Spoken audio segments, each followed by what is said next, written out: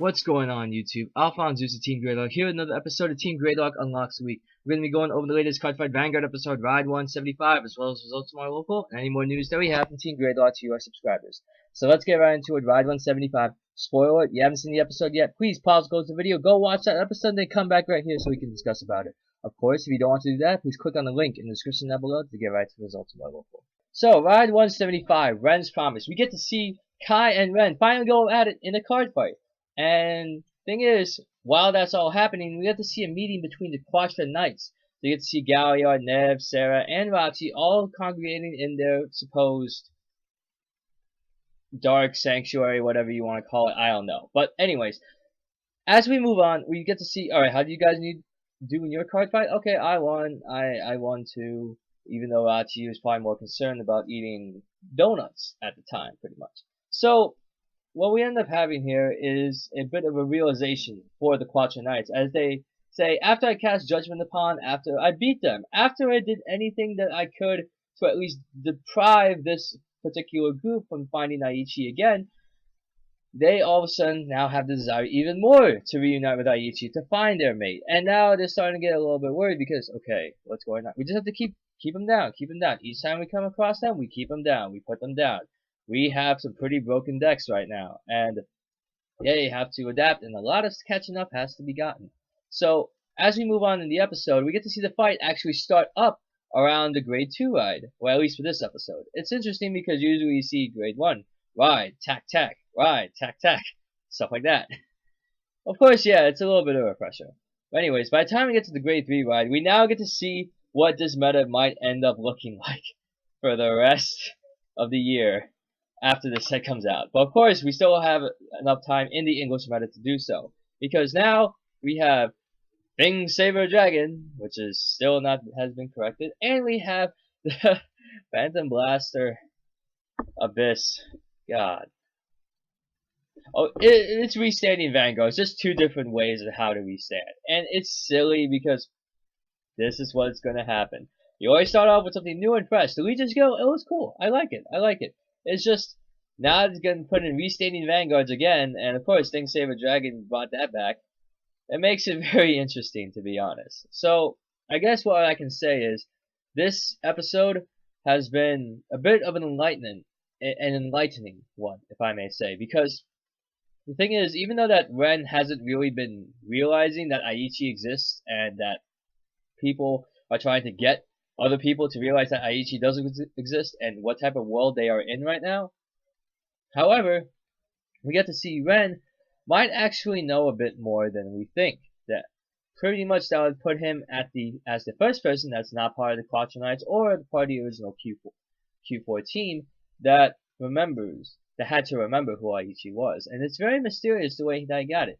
And then it all came down to pretty much the two restanding Vanguards. We get to see the Blaster Abyss, oh god, pretty much Raging Form's son, I guess, back and restanding, and then we get to see, you know, Thing Saber Dragon do the restanding again, and it's okay.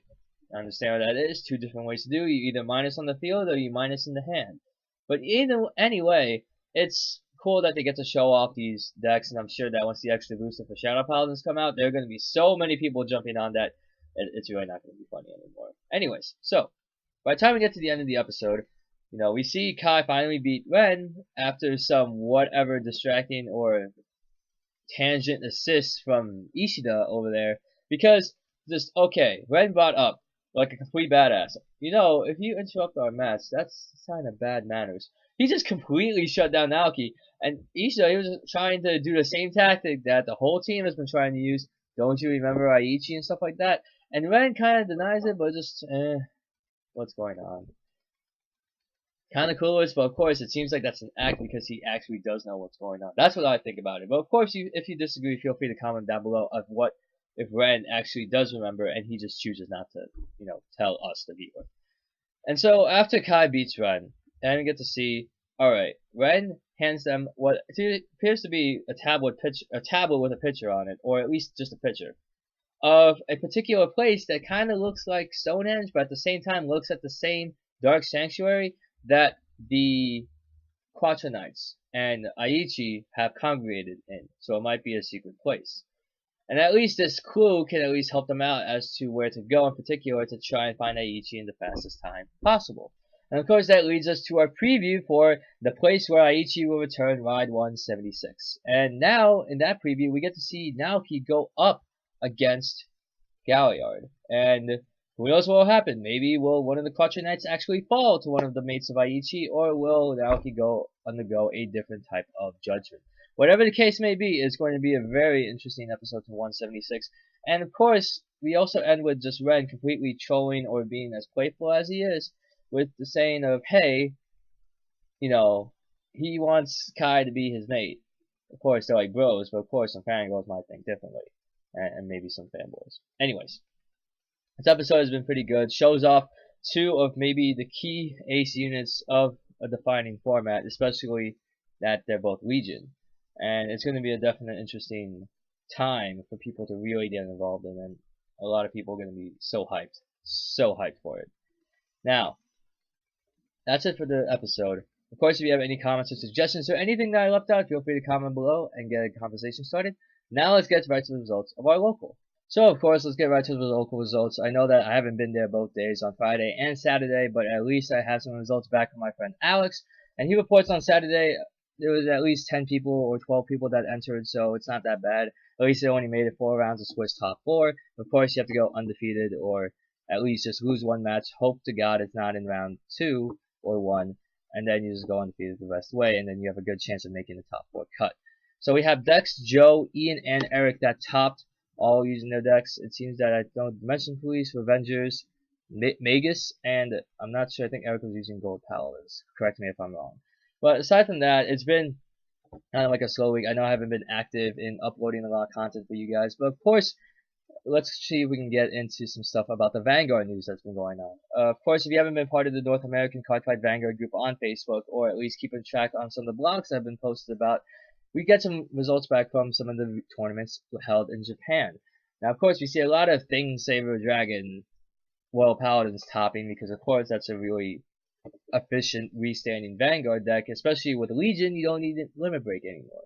So by the time we get to there, not only did Sing Saber Dragon almost dominate the tournament in terms of the overwhelming popularity it has, but it turns out that we had some risers that actually took the top spot, which is very interesting because in the Riser build that I've seen, ran a full play set of Cat Butlers. Oh, it didn't hit? Okay, retire.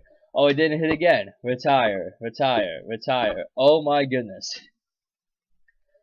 I can't even begin to think what like the hype price is going to be. Because back then, before they even, and Bushiroad even announced this, you know, Weather Forecast and Mist, as well as Cat Butler, were very going for like dollars. Even like quarters. It's not even funny, to be honest, because they were really cards that we just don't really see. It's just, wow, okay, this guy doesn't even have a soul charge. You know, it doesn't have a Forerunner skill for Cat Butler to just, you know, kind of move him to the back. You can't even use him as starting Vanguard. But thing is, there's no restriction on this guy. It's that you can no longer use this skill. You can pretty much set up a whole column of Cat Butlers and then keep Legion attacking, and just say, alright, didn't hit, I'm going to keep drive checking random triggers and random cards and keep on going. It can get to the fact where it can break the game a little bit, but of course there's always some cost to it, if I may say. Because of course, the Riser deck that I saw completely eliminated 4 grade 3s, bringing down the total to just 4 grade 3s total to put in that playset of Cat Butlers. And okay, I can understand that. So it seems that it balances itself out in a way, because of course if you damage check a Cat Butler, or if you just, you know, retire it, God forbid, say, you know, Cat Butler wasn't able to retire or something like that, you just say, alright, I can just wait till next turn and aim at the Cat Butler. It makes it harder for them to guard because they want that restand very badly in case it doesn't hit. So seeing that, it seems that it completely wiped out No Velveting, because there was not a single deck that I've, to my knowledge, have seen actually played at this particular tournament in Japan. Well, of course, in America, it was still far behind from the Legions, and of course, Cat Butler was already dollars, as confirmed from what I saw at the Team League 2014 Regional in New York, that these Cat Butlers, they're going to go up. And right now we're still in the break ride format because we're still waiting for set 14 and set 15 to come out, as well as some extra boosters. Because I know I'm really hyped up with the Bermuda extra booster coming out in the August. I don't know what to choose, black or white. I'm kind of leaning towards black a little bit more, although white is also pretty good in itself. But aside from that, the big news is that this weekend, this Saturday, Game On is going to be hosting up the sneak peek event for both of the extra boosters, if I may say, for the Blaukrugers and Risers and, you know, Kaisers, and you have the Divine Dragon progression with Novel Vague, and completely take over the format as if, okay, are you going to be running Novel or are you going to be running Chaos Maker? Whatever it is, you're going to be having a pretty hard time against both unless you hit crit triggers every turn when you ride, which does happen and it really sucks. So we're going to be hyped up for that. We're definitely going to do some pack openings, maybe some deck profiles. We'll see what happens because I know that Josh is our resident Kagero player on Team Gradelock. He's going to be building the deck.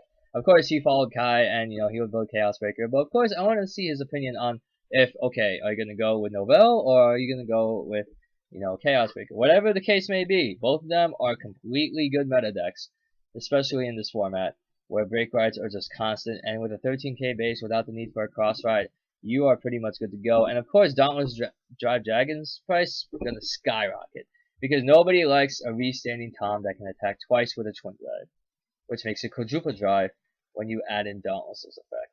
So that's what's been going on at least lately. And I think if you want, you guys better get Cat Butlers before you go up, especially if you're going to be making rises, because I'm sure that once set 16 hits, that price is going to go way up. I'm saying like people would actually buy extra boosters of comic style version 1 again. So be sure to stock up early. If you want to get more than playsets so you can trade or use them as trade bait or sell bait, fine, go ahead. But just letting you know in advance, especially with the trends that have been working around both the North American Cardfight Vanguard groups on Facebook, as well as any blogs that have been posting content as well. But aside from that, that is it for me. I know that we'll have some more content uploaded later this week. I have a couple of more things to go over, especially in terms of matches and trying to get them uploaded. I'm just missing games from some of the matches. I'll try to have another match uploaded this week. If not, on Friday and Saturday, you're probably gonna be bombarded with quite a number of content, given the sneak peek as well as deck profiles and maybe even casual series match or two. So be sure to stand on the lookout for that, guys. But that's it for me. I hope you enjoyed this episode of Team Gradelock Unlocks Week. I am your host, AlphonZeus, and I will see you guys all next time. Take care.